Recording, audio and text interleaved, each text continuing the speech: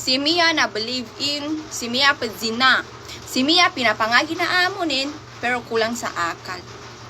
Nyata katiga matino ababay kanam sa kada akalin. Hello. Hello sa inyong lahat. Kuna ako galingot.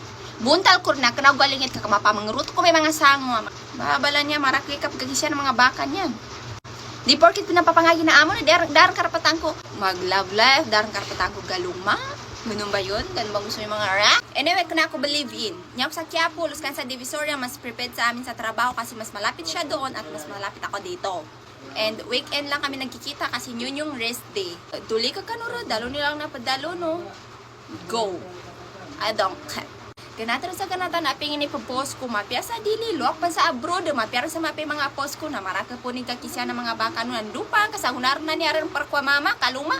Nadano mele kinakawing, nandupa di kakisi mga baka no, pamudiwan ko na gobyerno, mapangurutok yung mga sangwa, babala niya. Sa kanong may di ko social media mga parabuhay, kung nadako di social media kinakawing anan. Kabasi marakpam ni kakisya na baka no. Kadalo ko rumun sa pinamagiso or nga ganito ganyan. Tubay kasulot, do tubay mas makagkapya. Patagan ka sa bongga kayo, ka dawong mapya ulyanan ka kabusitan rin po. At tumusan ka rin mo sa iba magana, simple ba, at least sa katawan ka sa ginawang kay hanggang saan ka dun sa lalaki. Basula niya. Kapag kalma ka na, malmipi daw kapag kalma, dapat katawan ka sa ginawang kay kaluman ka is willing siya maging responsibility sa iyo, sa magiging anak mo very soon. Kaya importante bonggang kasal or naka-public or whatsoever, everything na alam nyo sa buhay na mga